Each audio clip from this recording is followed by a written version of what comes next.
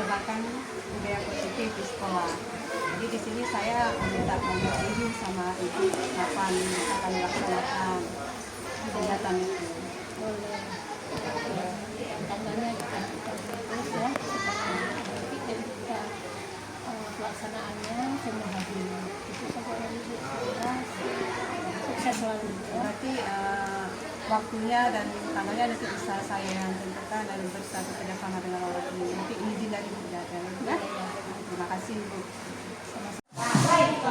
Assalamualaikum warahmatullahi wabarakatuh. Waalaikumsalam warahmatullahi wabarakatuh. Puji beserta syukur marilah sama-sama kita panjatkan kepada Allah SWT yang telah memberikan kepada kita pada hari ini kesempatan, kesehatan, sehingga kita masih berada, masih bisa berkumpul di ruangan yang berbahagia ini. Selanjutnya salawat beriring salam tidak henti-hentinya kita sanjungkan kehadiran Nabi besar Muhammad SAW beserta al dan sahabat beliau sekalian.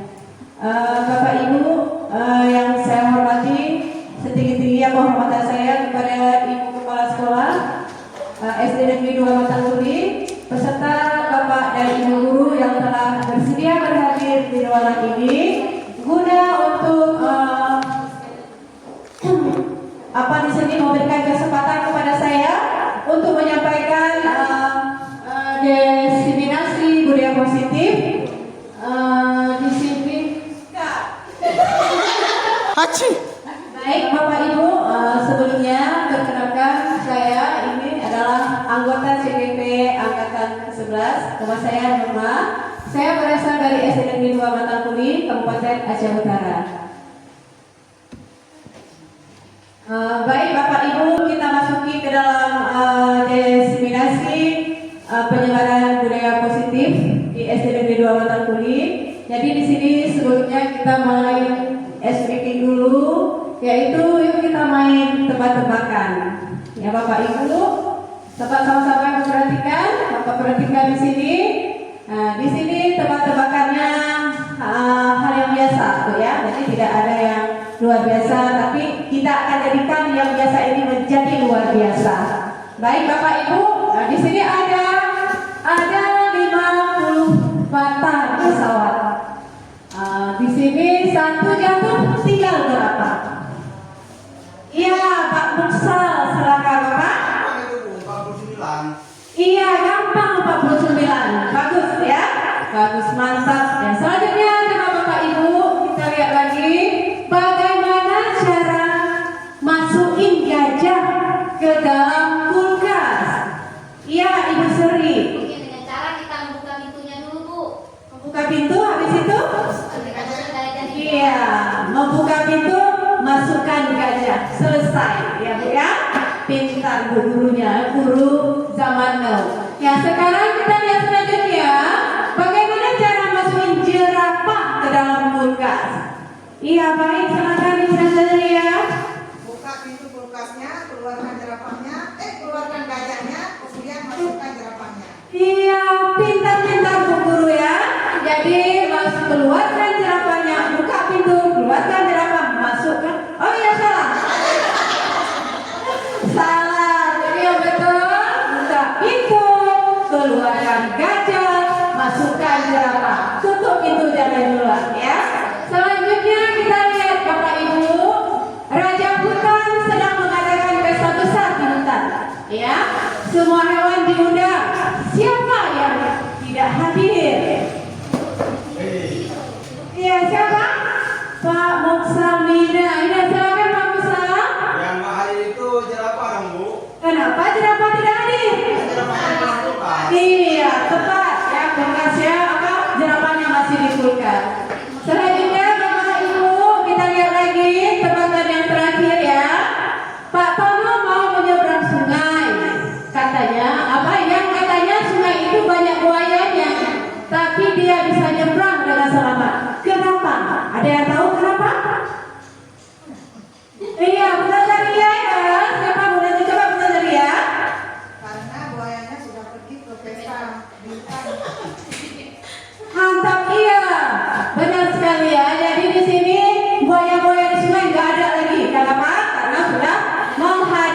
pesta ya Bapak ya, Ibu ya. Nah, selanjutnya. Nah, walaupun di sini Pak Tono tadi bisa nyebrang ya, akhirnya dia tetap mati. Why? Mengapa dia bisa mati? Ya ada? Iya, Ibu Siti silakan. Karena jatuh batu-bata. Jatuh batu-bata di mana? Kalau di hutan ada batu-bata, Bu. Jatuh batu-bata dari pesawat yang pertama tadi, Bu. Iya, top the best ya. Jadi Pak Tono akhirnya meninggal, mati juga jatuh batu-bata dari pesawat ya. Tidak mati dari buaya, tetapi tidak bisa selamat dari batu bata ya. Baik Bapak Ibu. Nah, Bapak Ibu yang saya muliakan, sebelum kita masuki dalam materi kita pada hari ini, jadi sebelumnya kita buat dulu kesempatan forum disimulasi pada hari ini. Ya Bapak Ibu, yang pertama, seluruh peserta memiliki kesempatan untuk berpendapat. Jadi Bapak Ibu nanti mempunyai kesempatan untuk berpendapat, ya. Kemudian berpikiran terbuka dan saling menghormati. Nah di sini Bapak Ibu akan berkesempatan untuk saling terbuka, ya, dari untuk menyampaikan dan menghormati pendapat-pendapat dari rekan-rekan. Selanjutnya berpendapat secara dipersilakan, ya. Kemudian berpartisipasi penuh. Selanjutnya mengikuti kegiatan dengan perasaan gembira. Bagaimana Bapak Ibu? Setuju ya? Gembira ya hari ini Bu ya? Ya baik. Selanjutnya kita lihat lagi Bapak Ibu. Nah, sebelum kita melangkah lebih lanjut tentang budaya positif, nah di sini ada beberapa pertanyaan romantik ya buat Bapak Ibu. Nah di sini apakah Bapak Ibu setuju dengan pertanyaan berikut? Yang pertama, pemberian hukuman dapat mendisiplinkan murid. Bagaimana dengan pernyataan tersebut, Bapak Ibu? Ya silakan Bu Nazaria. Tidak setuju, Bu. Tidak setuju. Mengapa Ibu? Bisa alasannya kenapa Ibu bisa tidak setuju? Karena dengan hukuman itu tidak bisa mendisiplinkan siswa tersebut. Karena dengan hukuman tidak bisa mendisiplinkan tersebut. Oke, mungkin ada tambahan yang lain? Nah, Ya. hukuman itu biasanya akan membuat si anak itu menjadi lebih keras kepala dari sebelumnya. Iya, Jadi, kalau bisa. si anak yang mendapatkan hukuman, dia bukan malah berubah, malahan dia semakin menjadi-jadi. Karena dia sudah tahu bahwa hukumannya ini nanti pasti disuruh paling kan. Iya betul Bapak. Yang disampaikan oleh Bu Nazaria tadi juga sudah betul, benar sekali, dan juga ditambahkan oleh Pak Musamina juga luar biasa Bapak Ibu ya. Kemudian kita lihat kembali memberi hadiah dapat meningkatkan motivasi belajar murid. Setuju atau tidak? Tidak. Setuju. Alasan Ibu setuju?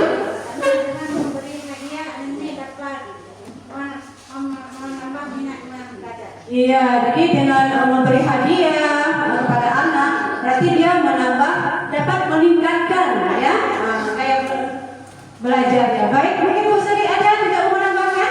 Mungkin kalau menurut saya kurang setuju dengan memberikan hadiah. Iya. Karena mungkin siswa tersebut dia selalu berharap hadiah.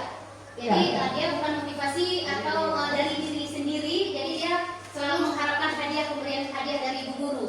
Jadi itu menurut saya kurang setuju. Iya, oke, baik Bapak Ibu. Jadi yang dia oleh Ibu tadi juga bisa memang betul ya untuk membangkitkan motivasi dia beri hadiah. Nah, tetapi kan seperti yang Ibu ceritakan bilang tadi juga iya. Kenapa iya? Memberi hadiah itu bagus, tapi ada dampaknya.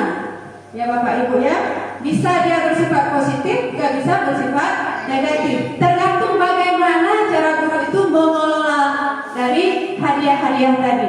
Baik, selanjutnya seorang guru harus dapat memberikan solusi kepada murid yang bermasalah. Bagaimana Bapak Ibu?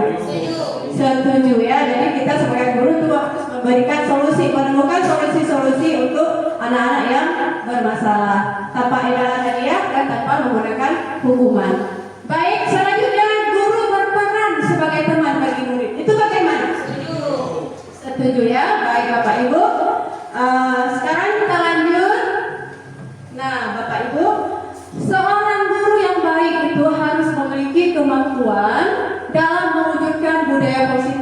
sekolah.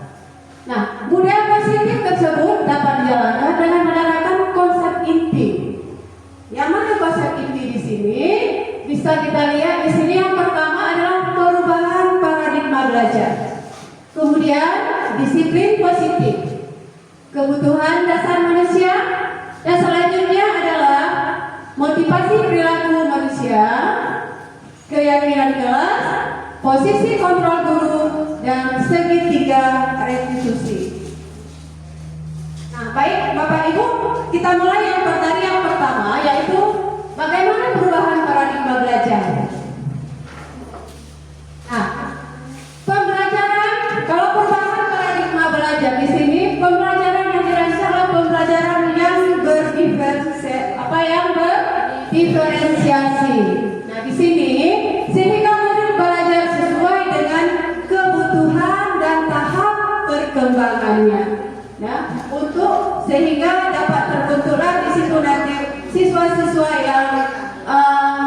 yang diinginkan, yang diharapkan, yaitu siswa yang dapat mewujudkan profil belajar Pancasila. Nah, kemudian di sini kita lihat lagi bahwa pembelajaran berdiferensiasi adalah suatu pendekatan yang mengakui bahwa setiap murid itu memiliki kebutuhan, memiliki kemampuan yang berbeda-beda. Jadi murid di sini tidak sama, ya. Dia semuanya murid itu ada potensi-potensi masing-masing yang berbeda-beda, ada keunggulannya masing-masing. Dan kemudian kita lihat lagi dalam pembelajaran berdiferensiasi, siswa diberikan pilihan. Pilihan di sini bervariasi, ya. Baik dalam materi di sini materi pelajaran maupun metodenya dan penilaian. Nah, Bapak Ibu, kita lihat lagi bahwa perubahan paradigma belajar ini kita lihat di sini berdasarkan dua teori. Ada teori masa lalu dan ada teori sekarang yang sesuai dengan pendidikan pada saat ini. Nah, yang pertama kita lihat di sini adalah teori dari stimulus respon dalam hal melihat dunia, tentang dunia. Sama-sama di sini dalam pembelajaran kita lihat. Pada stimulus respon di sini bahwa manusia ataupun kita ataupun murid di sini kebutuhannya dikatakan sama, bahwa kebutuhan murid itu sama. Tapi kalau kita lihat dari teori kontrol di sini bahwa murid itu berbeda, potensinya berbeda, jadi tidak sama kebutuhannya. Kemudian kita lihat kembali di stimulus ini, semua orang melihat hal yang sama. Sedangkan di teori kontrol ini bahwa setiap orang itu memiliki gambaran yang berbeda. Kita berbeda, kita tidak sama. Kemudian kita lihat kembali di stimulus respon. Di sini kita mencoba untuk mengubah orang agar berpandangan sama dengan kita. Sedangkan pada teori kontrol di sini kita hanya berusaha untuk memahami, ya, tentang orang lain. Kemudian kita lihat selanjutnya di stimulus respon ini, perilaku buruk dilihat sebagai satu kesalahan. Jadi perilaku siswa yang buruk itu adalah kesalahan, keburukan dia, ya, suatu kekurangan bagi dia. Tetapi kalau di teori kontrol di sini berbeda, karena di sini semua perilaku itu baik perilaku buruk, perilaku baik itu adalah suatu hal yang mempunyai tujuan. Nah, di sini semua perilaku itu memiliki tujuan, ya. Jadi tidak bisa kita vonis bahwa suatu kesalahan adalah di sini tindakan yang tidak sesuai dengan dia suatu kesalahan. Selanjutnya orang lain bisa mengontrol saya. Kalau di teori stimulus ini berpendapat bahwa semua orang bisa mengontrol saya di sini. Tetapi kalau di teori kontrol tidak demikian. Anda tidak bisa mengontrol orang lain. Yang mengontrol Anda adalah diri Anda. Ya. Kemudian kita lihat pemaksaan ada pada saat rujukan gagal. tidak ada masalah, malah di sini dikatakan kolaborasi dan konsensus menciptakan pilihan-pilihan yang baru. Tapi di sini penekanannya kerjasama, kolaborasi, saling bekerja sama. Selanjutnya model berpikir di sini kalau di stimulus respon ini adalah model berpikir itu menang kalah, menang atau kalah. Sementara di teori kontrol ini tidak demikian. Dia berpikir bola pikirnya di sini model berpikirnya adalah menang. Ya, nggak ada istilah kalah. Oke, baik Bapak Ibu. Nah, sekarang Bapak Ibu kita lanjutkan ke disiplin positif. Ya Bapak Ibu ya. Disiplin positif merupakan suatu cara penerapan disiplin yang mengajarkan anak bertanggung jawab, menunjukkan kesadaran diri berdasarkan nilai-nilai kebajikan. Baik Bapak Ibu, berdasarkan yang tadi saya sampaikan tadi di sini mengenai budaya positif. Nah, budaya positif di sini di sekolah SD Negeri 2 Batangan ini sudah kita terapkan budaya-budaya positif yang bagaimana saja Bapak Ibu? Ya Bu, Ya silakan ya Saudara ya.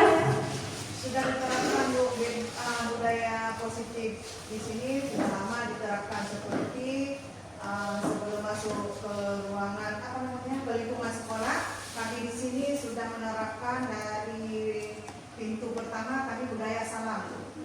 Budaya salam menyambut siswa setiap pagi yang datang. Kemudian di hari Rabu juga kami mengadakan budaya positif dengan membaca Asmaul Husna, dan juga di hari Jumat kami juga mengadakan budaya positif membaca Yasin sebelum memasuki ruang kelas.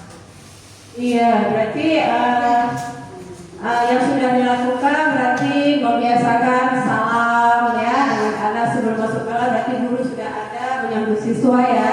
Dari pintu gerbang sudah disambut dengan bersalaman. Kemudian tadi dikatakan ada apa ya Bu ya tadi? Setiap hari Rabu Setiap hari Rabu berarti melakukan Asmaul Husna, membaca Asmaul Husna. Mungkin ada yang lain Bu?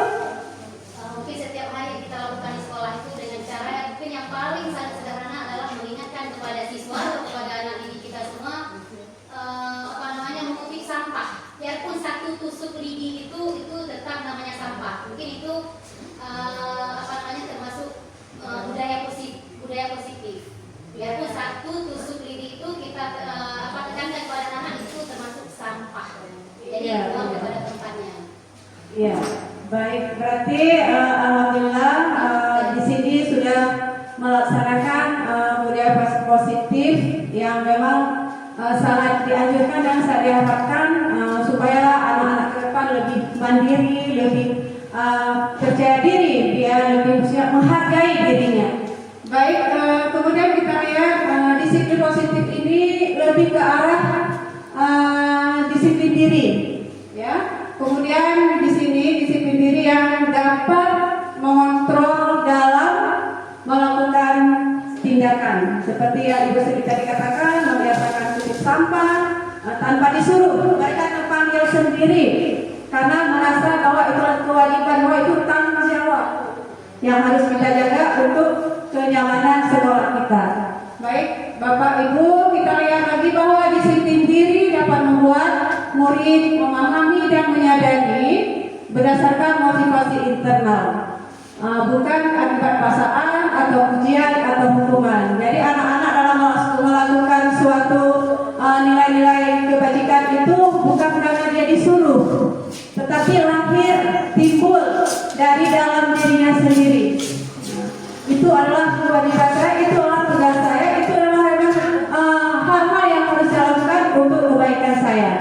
Baik, kemudian di sini kita lihat bahwa ada hukuman, ya, ada konsekuensi, ada restitusi. Ini adalah sebuah proses, ya.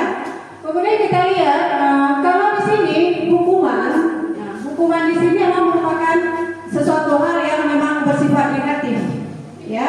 Di sini merupakan identitas yang gagal karena hukuman ini dapat merusak, ya, merusak jiwa anak sehingga dia terlalu mengingat tentang hukuman terjadi pada dirinya.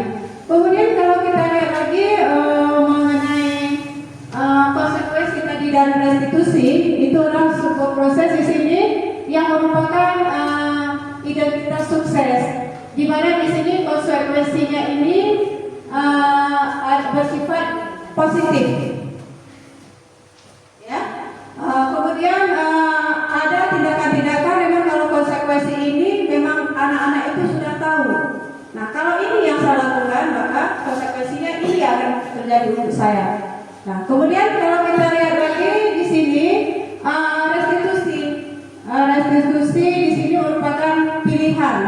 Jadi di sini untuk menyelesaikan sesuatu hal apa itu restitusi merupakan suatu hal yang positif yang dapat kita terapkan untuk anak-anak didik kita dalam melakukan sesuatu. Baik, sebenarnya kita lihat bahwa hukuman di sini bentuknya atau tindakannya di sini adalah tidak terencana. Jadi hukuman merupakan sesuatu yang tidak terencana. Kemudian murid tidak tahu apa yang akan terjadi apabila dia melakukan ini. Ya, jadi terserah gurunya bagaimana tindakan gurunya pada saat itu. Kalau muridnya melakukan pelanggaran, misalnya apabila anak-anak lupa buat PR misalnya, atau gurunya tidak buat, nah, langsung gurunya begini, langsung dikasih hukuman tanpa murid itu tahu apa hukuman yang akan dia dapatkan. Itu gurunya, jadi dadakan. Nah, kemudian dia bersifat satu arah. Di sini guru yang berperan, guru di sini yang mengatur, ya. Jadi di sini kita lihat lagi. Kemudian juga hukuman ini bisa juga berupa hukuman fisik, melelahkan. Misalnya harus mencatat 100 kali. Nah, itu juga hukuman yang dapat menjerahkan anak. Kemudian kalau konsekuensi di sini perbedaannya dengan hukuman dia di sini terencana. Anak-anak tahu apabila melakukan sesuatu pelanggaran, berarti kalau ini yang saya lakukan, berarti ini adalah konsekuensi saya. Berarti ini yang harus saya terima. Nah, seperti itu Bapak Ibu. Kemudian di sini seorang guru dia punya memonitor, memonitor ya. Sikap guru selalu memonitor. Kemudian walaupun anak-anak murid sudah tahu kalau saya melanggar ini, berarti konsekuensi saya ini. Nah, seperti itu. Misalnya kalau saya datang terlambat, berarti konsekuensi yang harus diterima. Misalnya saya harus berapa menit saya telat misalnya. Jadi saya waktu istirahat saya nggak boleh keluar, harus menambah jam pelajaran saya. Itu konsekuensinya. Tetapi di sini anaknya juga tidak merasa nyaman, dengan konsekuensi ini, walaupun mereka tahu. Kemudian kita lihat sekali mengenai restitusi. Nah, restitusi itu apa? Proses menciptakan kondisi bagi murid untuk memperbaiki kesalahan. Nah, di sini seorang guru menciptakan kondisi, keadaan yang untuk membuat siswa tadi atau murid tadi yang melakukan suatu pelanggaran, suatu kesalahan, dia bisa menyadari, bisa memperbaiki kesalahan-kesalahan tersebut. Ya. Kemudian prosesnya bagaimana kalau dalam restitusi itu? Nah, prosesnya dengan berkolaborasi dan yang mengajarkan murid untuk mencari solusi sendiri.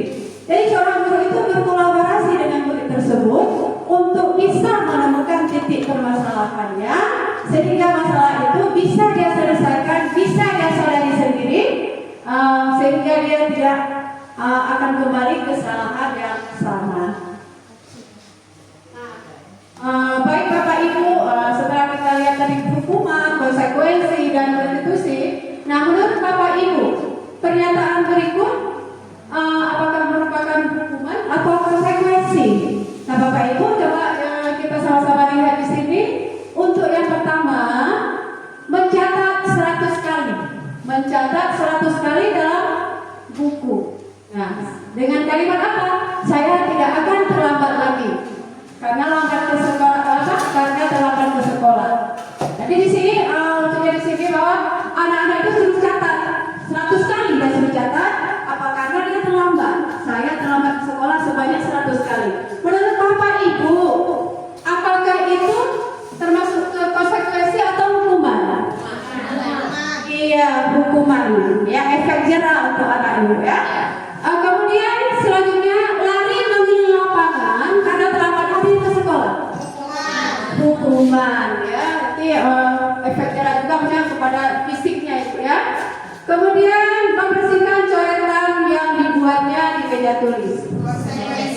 Konsekuensi. Oke, baik. Kehilangan 10 menit jam istirahat untuk mengerjakan tugas karena terlambat datang dan tertinggal pelajaran. Itu kemana? Konsekuensi. Luar biasa Bapak Ibu hari ini, ya. Tetap semangat ya Bapak Ibu. Oke, baik. Sekarang mari kita lihat motivasi perilaku manusia. Di sini motivasi perilaku manusia ini ada 3 motivasi perilaku. Ya, di sini perilaku ini baik secara internal maupun secara eksternal. Kita lihat ya Bapak Ibu. Nah, di sini 3 motivasi perilaku manusia. Yang pertama kita lihat untuk menghindari ketidaknyamanan atau hukuman. Jadi di sini murid itu untuk menghindari ketidaknyamanan atau hukuman motivasinya, ya. Kemudian yang kedua untuk mendapatkan imbalan atau penghargaan dari orang lain. Nah, kemudian yang ketiga, motivasi yang ketiga untuk menjadikan orang yang mereka inginkan dan menghargai diri sendiri dengan nilai-nilai yang mereka percaya. Menurut Bapak Ibu, ya, menurut Bapak dan Ibu, nah dari ketiga motivasi ini, kira-kira motivasi yang mana yang terbaik? Yang ketiga. Yang ketiga. Nah, berarti yang ketiga ini kan motivasi yang ada, yang muncul. Itu yang lahir dari dirinya sendiri, dari kesadaran dirinya, bukan karena sesuatu mengharap imbalan atau karena mendapat hukuman. Baik, kita lanjutkan Bapak Ibu. Nah, sekarang kita lihat keyakinan kelas. Ya Bapak Ibu, kira-kira di sini ada keyakinan kelas. Kalau dulu kan kita sering mendengar peraturan kelas, ya Bapak Ibu, ya. Jadi kira-kira bedanya di mana Bapak Ibu? Peraturan kelas, keyakinan kelas. Di sini kan sama-sama kelas. Cuma bedanya peraturan dan keyakinan. Bapak Ibu, ya. Kira-kira apa sih bedanya? Ada Bapak Ibu yang bisa ini? Ya, silakan Bapak Musa. Kalau peraturan kelas itu bersifat satu arah. Itu yang buat adalah guru dan murid itu tidak dilibatkan. Sementara keyakinan kelas itu bersifat dua arah dan di sini muridlah yang lebih dominan dalam mengatakan keyakinan-keyakinan yang perlu mereka tuliskan. Iya, baik Bapak. Jadi di sini ada Bu, boleh Bu Sri menambahkan? Kalau menurut saya peraturan kelas itu dominannya ke kata-kata yang negatif. Kalau keyakinan kelas itu lebih ke kata-kata yang positif. Misal, kalau Ya Bu, silakan Ibu.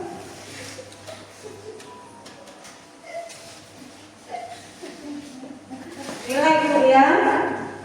Oke Ibu, bisa dilanjutkan. Ya Bapak Ibu, tadi perbedaan ya antara peraturan dan keyakinan kelas, ya. Kalau peraturan seperti dikatakan oleh Pak Musa tadi bahwa itu satu arah, berarti di situ yang berperan adalah guru.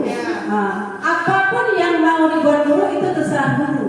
Jadi anak-anak hanya mengikuti aturan yang sudah ada. Sedangkan keyakinan kelas ini di sini dilibatkan semua warga kelas, ya, dilibatkan anak-anak di situ. Apa yang mau dibuatnya untuk dia? Nah itu keyakinan kelas. Berarti di sini guru memfasilitasi. Ya Bapak Ibu, itulah beda aturan peraturan yang dengan keyakinan kelas, Bapak, ya. Nah di sini kita lihat kembali. Nah di sini kalau keyakinan kelas seperti yang disampaikan oleh Ibu Sri tadi, bahwa keyakinan kelas itu dibuat dalam kalimat positif. Ya, sekarang semua warga kelas dilibatkan dalam pembuatan keyakinan kelas itu. Kira-kira Bapak Ibu, kalimat positif itu bisa nggak? Satu contoh. Bagaimana contoh kita buat keyakinan kelas dengan kata-kata positif?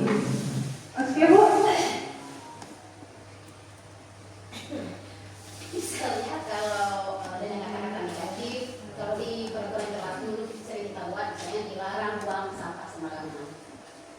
Dilarang buang sampah sembarangan. Itu kemana Ibu? Positif apa negatif? Negatif. Nah, kalau kata-kata positifnya Bu? Buanglah sampah pada tempatnya. Iya, jadi kalau yang tadi yang berapa tadi yang negatifnya jangan ya?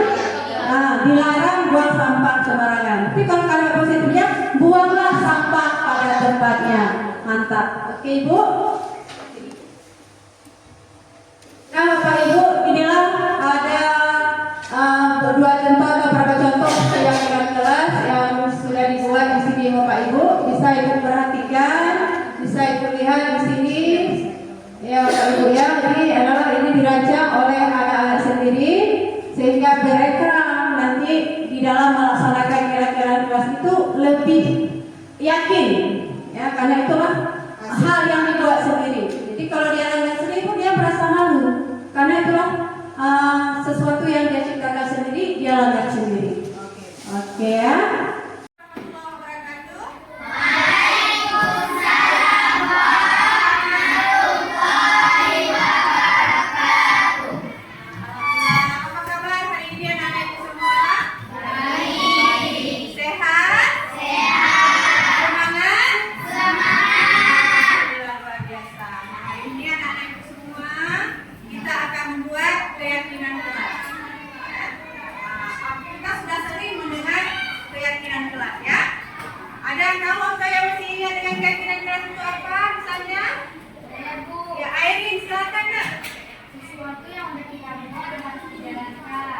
Sesuatu yang sudah kita buat harus kita jalankan. Betul tuh. Ini ada lagi? Daftar mungkin? Oh ya, baik. Jadi ada Ibu, keyakinan kelas itu di sini di kelas kita ini kita akan membawa kemana kelas kita? Bagaimana proses belajar kita akan kita jalankan? Jadi nanti kita akan sepakati, anak-anak Ibu akan membuat sebuah keyakinan kelas yang berasal dari dirinya sendiri. Kita mau membawa kemana kelas kita? Bagaimana proses belajar kita di sini? Jadi kita akan sepakati bersama. Karena keyakinan kelas itu merupakan disiplin positif yang dapat membangun budaya positif bagi kita semua. Ya, jadi di situ ada nilai-nilai yang harus kita yakini kebenarannya. Baik anak Ibu, jadi untuk selanjutnya di sini Ibu akan membagikan post-it, ya. Jadi anak Ibu nanti akan menulis kesukaan kelas atau keyakinan kelas yang kalian inginkan bagaimana, ya. Jadi di sini akan Ibu bagikan, ditulis keyakinannya apa yang akan kakak dan abang-abang inginkan semua, ya. Baik, satu persatu. Oleh ini dibagikan, ditulis dibagi dua ya. Coba ini berdua tulis.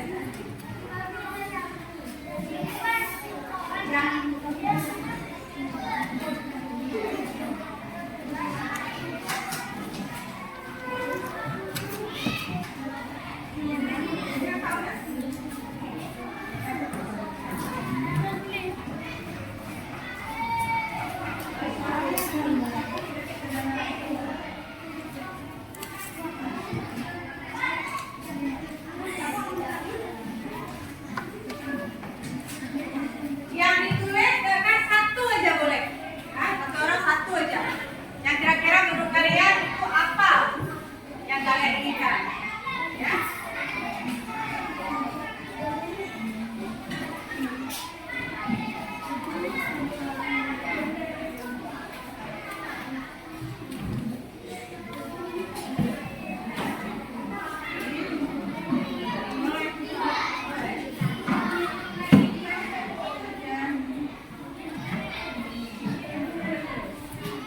Dibagi dengan bawahnya.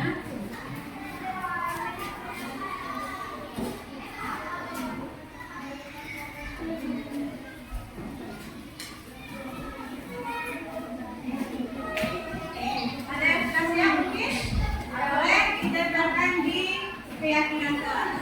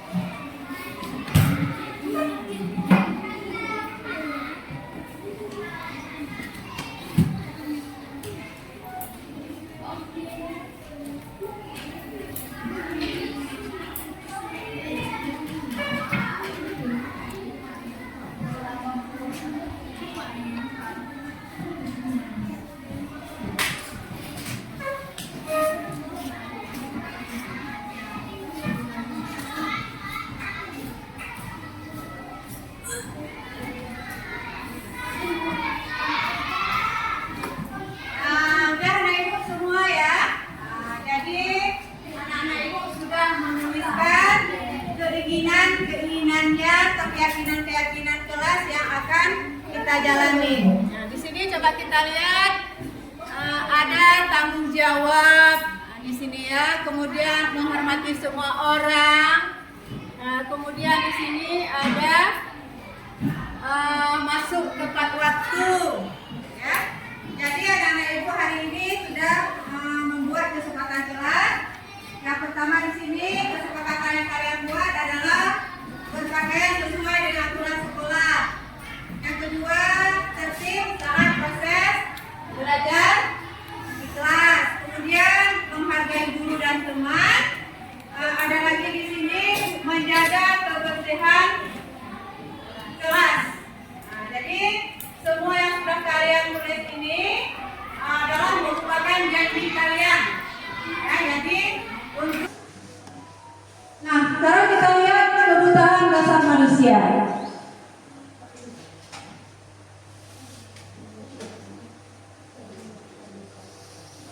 Nah, Bapak Ibu, ini ada sebuah kenyataan. Di sini ketika seorang murid melakukan suatu perbuatan yang bertentangan ya dengan nilai-nilai kebajikan atau melanggar peraturan, hal ini sebenarnya dikarenakan mereka gagal memenuhi kebutuhan mereka. Nah, Bapak Ibu, kebutuhan dasar manusia itu di sini ada 5. Ada 5 kebutuhan dasar manusia. Yang pertama, kebutuhan untuk bertahan hidup. Kemudian kebutuhan akan rasa kasih sayang dan rasa diterima. Jadi semua kita ini membutuhkan kasih sayang, ya. Kemudian rasa diterima di antara sesama. Kemudian ada lagi kebutuhan manusia yaitu penguasaan. Kemudian kebebasan dan kesenangan. Itulah Bapak Ibu kebutuhan-kebutuhan dasar manusia. Nah, di sini ada sebuah kasus Bapak Ibu, kita perhatikan di sini seorang anak ya Bapak Ibu ya yang bernama Tommy di sini. Nah, di sini Ibu Zalika di sini adalah guru wali kelas 9 sedang bingung. Nah, Ibu Zalika ini bingung menghadapi ulah salah satu muridnya di kelas. Siapa muridnya? Yaitu Tommy Bapak Ibu ya. Nah, beberapa anak telah mengeluhkan Tommy yang seringkali meminta bekal makanan siang mereka dengan paksa. Nah, jika Anda menghadapi situasi seperti Ibu Zalika, apa yang akan Anda lakukan?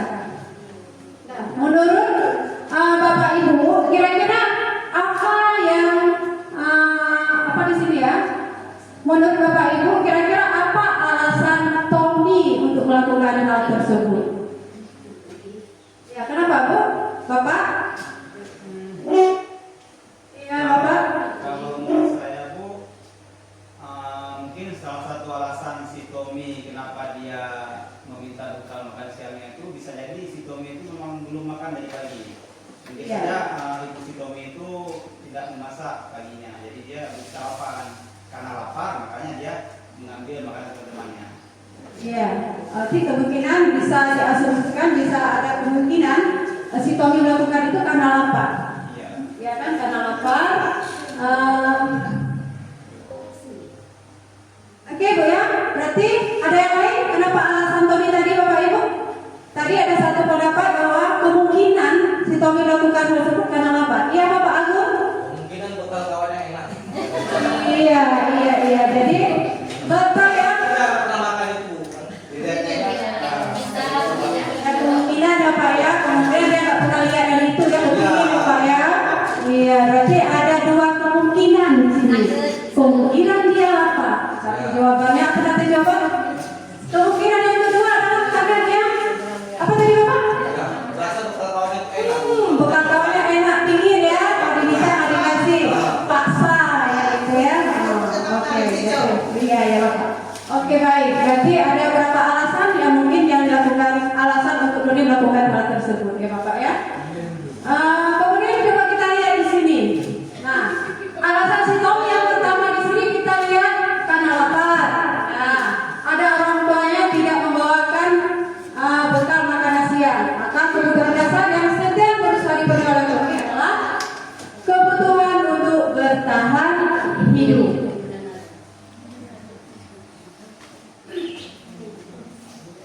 Ya, kemudian alasan yang kedua karena dia merasa senang teman-temannya jadi memperhatikannya. Berarti di sini si Tommy itu butuh perhatian. Jadi bagaimana cara saya membuat perhatian dari teman saya? Oh, saya inilah tindakan saya. Saya buatlah ambil makanan kawan sehingga nanti saya akan diperhatikan. Nah, di sini adalah kebutuhan dasar yang sedang dipenuhi oleh Tommy adalah kebutuhan akan kasih sayang dan rasa diterima. Kemudian alasan yang ketiga buat Tommy ini adalah karena temannya jadi takut. Nah, dengan dia takut berarti dia bisa menuruti keinginan-keinginan yang diinginkan oleh si Tommy.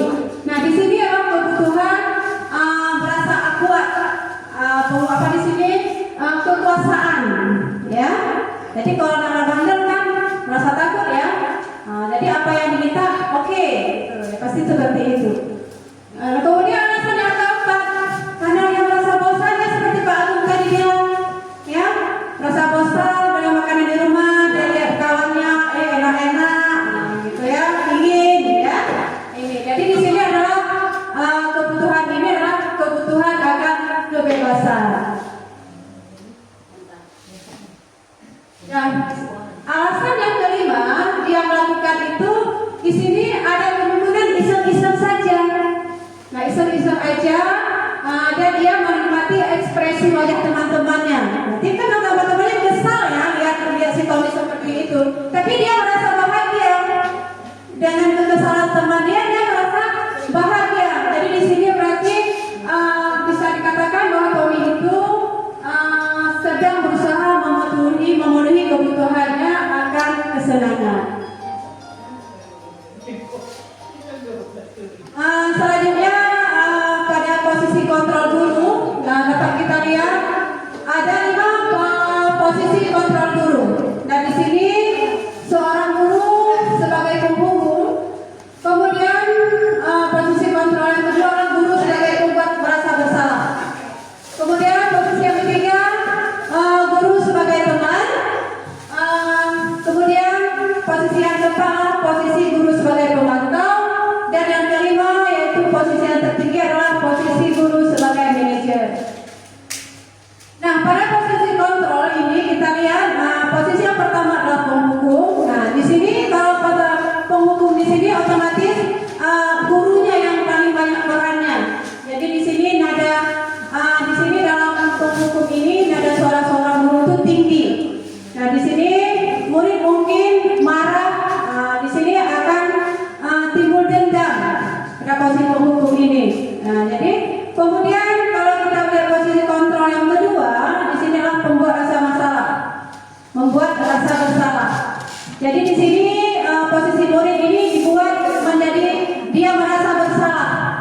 Nah, jadi gaya guru dalam posisi ini di sini guru memelas kata-kata yang rendah. Misalnya,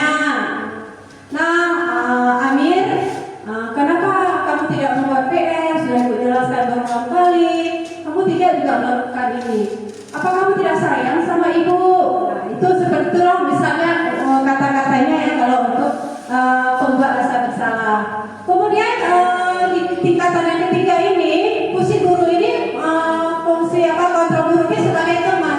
Jadi di sini guru berperilaku atau berperan, dia menjadi teman bagi murid. Nah, jadi di sini murid akan merasa nyaman, bisa makan senang, ramah, bercanda dengan gurunya dengan murid.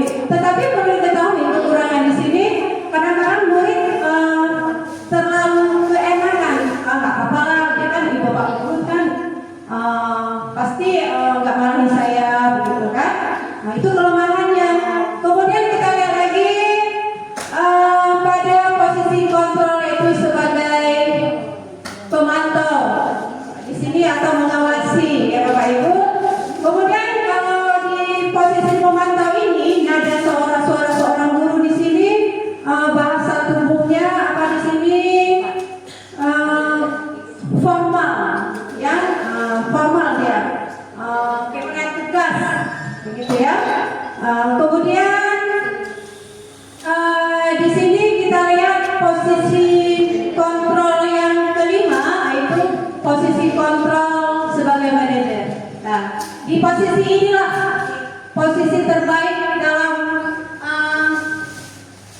mengatasi masalah di sini sangat dibutuhkan. Di sini pada posisi manajer itu posisi yang terbaik. Nah, di sini berarti seorang guru ini memposisikan bagaimana mencari solusi bersama siswa untuk mengatasi sebuah masalah. Nah, Bapak Ibu, kita lihat sekarang kepada posisi kontrol restitusi. Nah, sebagai manajer, guru itu berbuat sesuatu bersama murid, mempersilahkan murid untuk bertanggung jawab dan mendukung murid agar menemukan solusi. Nah, inilah peran guru, bagaimana di sini memperlakukan murid secara bijak, ya. Kemudian kita lihat lagi, selain itu posisi manajer mengacu kepada restitusi yang dapat menjadikan murid sebagai manajer juga bagi dirinya sendiri, sehingga dapat tercipta identitas positif pada murid. Baik Bapak Ibu, seperti saya katakan tadi bahwa sebagai manajer tadi kita melakukannya yaitu dengan melalui segitiga restitusi di sini, yaitu segitiga restitusi. Apa itu segitiga restitusi? Ya, jadi segitiga restitusi itu adalah sebuah proses untuk menciptakan kondisi murid untuk memperbaiki kesalahan mereka sehingga mereka bisa kembali ke kelompok mereka dengan karakter yang lebih kuat, yang lebih baik. Nah, kemudian kita lihat lagi apa sih ciri-ciri segitiga restitusi? Bagaimana ciri-cirinya? Nah, di sini ciri-ciri segitiga restitusi yang pertama menguatkan dan fokus pada solusi. Jadi ciri-cirinya di sini yang pertama adalah menguatkan dan fokus pada solusi, kemudian fokus pada karakter bukan pada tindakan, kemudian bukan menebus kesalahan, namun belajar dari kesalahan. Kemudian di sini lagi pada ciri-cirinya di sini mencari kebutuhan dasar yang mendasari tindakan. Selanjutnya yaitu tawaran. Di sini tawaran bukan paksaan, ya. Kemudian memperbaiki hubungan. Selanjutnya menuntut untuk melihat ke dalam diri. Nah, Bapak Ibu, kita lihat bahwa dalam tahapan segitiga restitusi, dalam melakukan restitusi itu ada tiga sisi yang kita perlu perhatikan. Yang pertama, bagaimana kita menstabilkan identitas, kemudian melakukan validasi tindakan yang salah, kemudian menanyakan keyakinan kelas. Ini Bapak Ibu tahapan untuk restitusi. Nah, untuk menstabilkan identitas, Bapak Ibu, di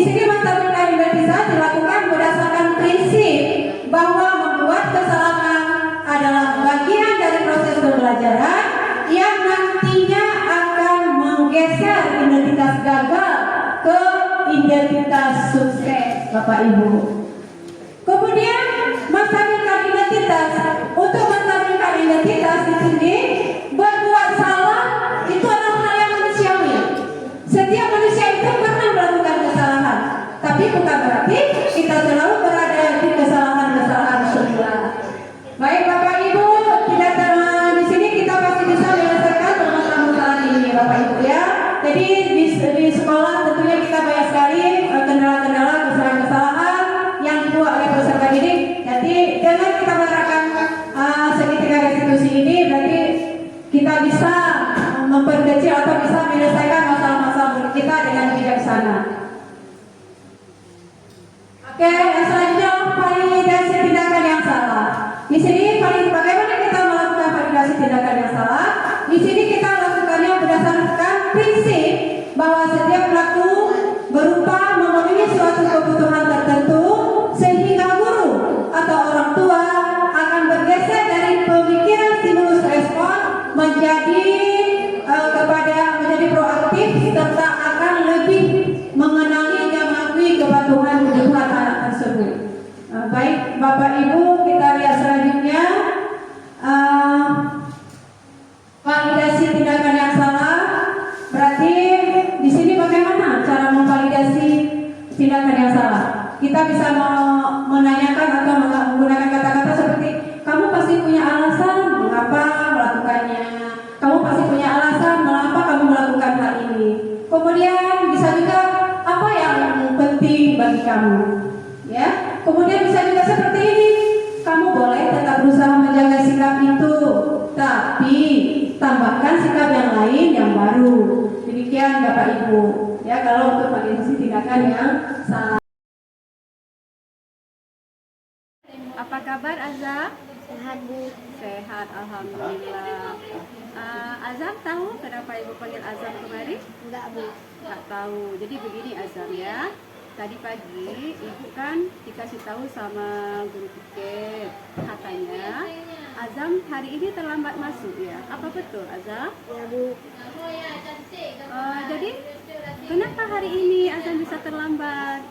Begadang waktu malam Bu. Bergadang waktu malam. Memang ngapain aja Azam waktu malam bergadang? Nonton bola Bu. Nonton bola. Hobi nonton bola? Ya Bu. Ya sama dengan anak ibu ya, hobi nonton bola.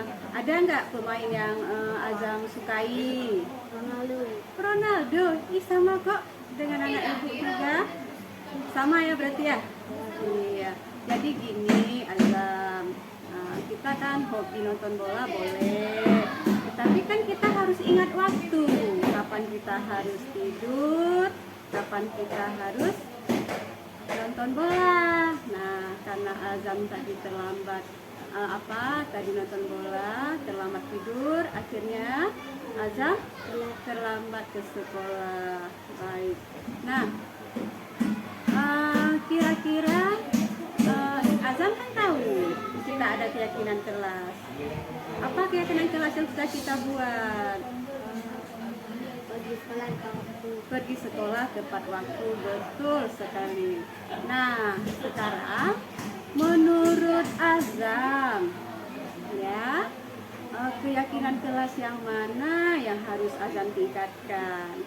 Pergi sekolah tepat waktu. Pergi sekolah tepat waktu, benar. Jadi supaya Azam bisa ke sekolah tepat waktu, apa yang Azam perlu lakukan? Tidur cepat dan bangun cepat. Tidur cepat dan bangun cepat. Supaya Azam cepat bangun, apa yang bisa Azam lakukan juga? Menghidupkan jam alarm. Menghidupkan jam alarm. Ada lagi? Dibangunin oleh mama. Dibangunin oleh mama. Nah, Azam, jadi kalau kita telat sekolah, apa? Ada rugi? Rugi ketinggalan pelajaran. Jadi untuk kedepannya tadi Azam sudah mengatakan bahwa akan memperbaiki keterlambatan Azam sekolah, yaitu dengan cara menghidupkan alarm dan diminta bantu sama mama untuk membangunkan Azam agar Azam bisa bangun cepat dan bisa bersekolah tepat waktu. Nah, mulai mulai kapan Azam akan lakukan itu? Mulai hari ini, alhamdulillah ya. Semoga kedepannya Azam menjadi anak yang nomor 1 datang ke sekolah ya. Ya, menjadi sukses terus untuk Azam ya. Jadi terima kasih Azam ya. Jadi mulai nanti malam Azam sudah mulai ya. Ya, terwaktunya. Ya, terima kasih Azam, sekarang boleh kembali ke kelas untuk melanjutkan pelajaran ya. Salam dulu sama Ibu.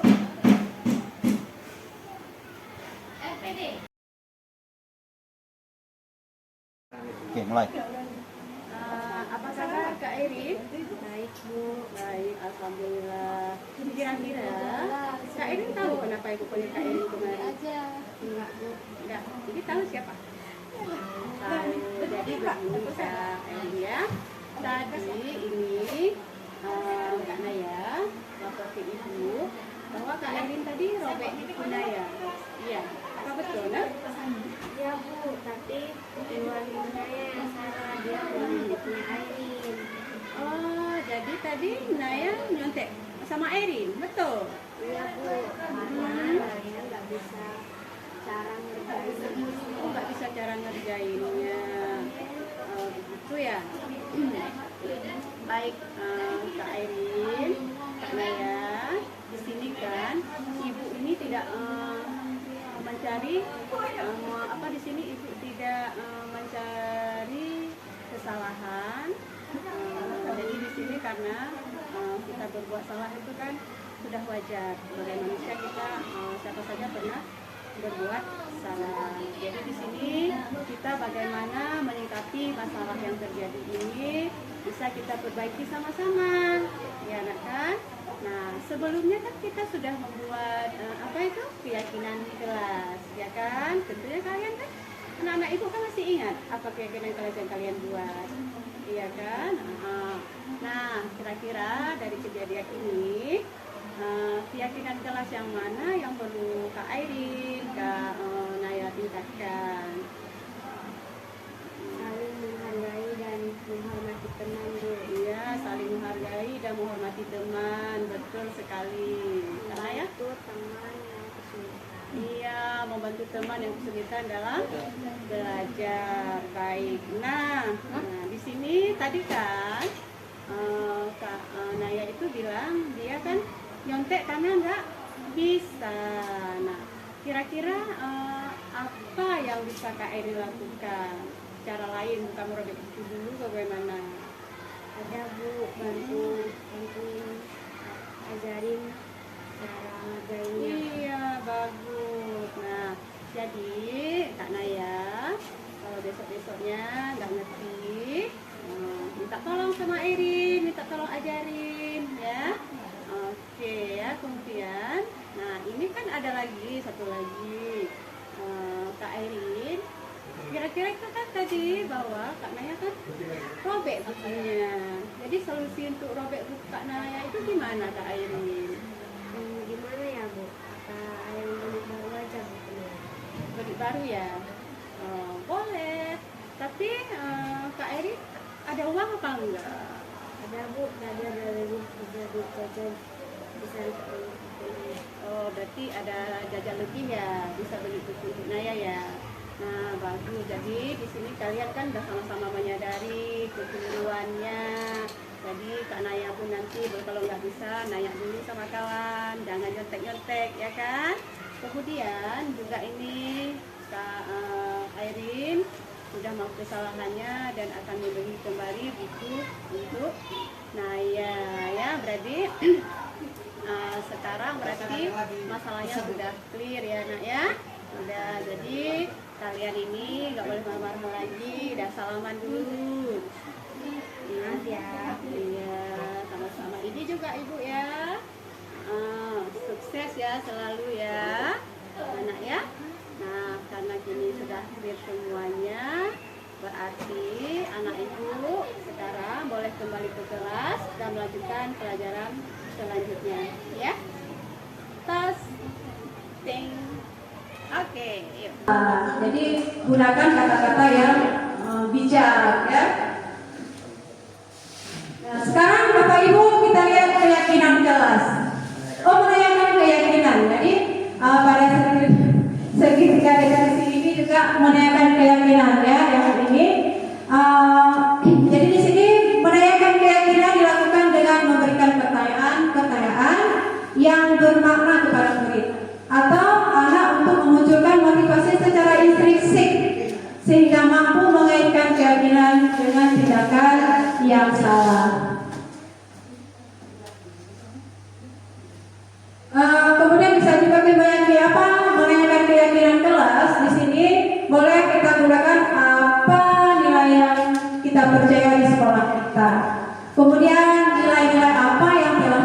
wabarakatuh. Nah, kemudian kelas yang ideal itu seperti apa sih? Kemudian kamu ingin jadi anak seperti apa? Apa yang kamu rasakan ketika kamu melakukan itu? Kamu menjadi orang yang seperti apa? Itu kalau untuk menanyakan keyakinan kelas ya Bapak dan Ibu.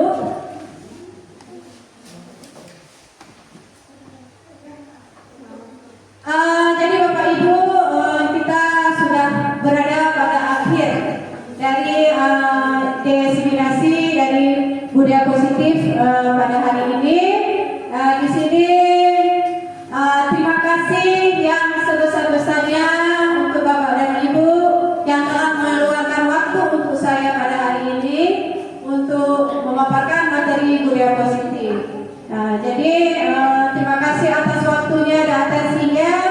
Di sini saya sebagai calon guru penggerak angkatan 11 mengucapkan terima kasih banyak. Mohon maaf atas segala kekurangan-kekurangan selama saya melakukan presentasi pemaparan budaya positif. Saya akhiri dengan wabillahi taufiq wal hidayah. Assalamualaikum warahmatullahi wabarakatuh. Waalaikumsalam.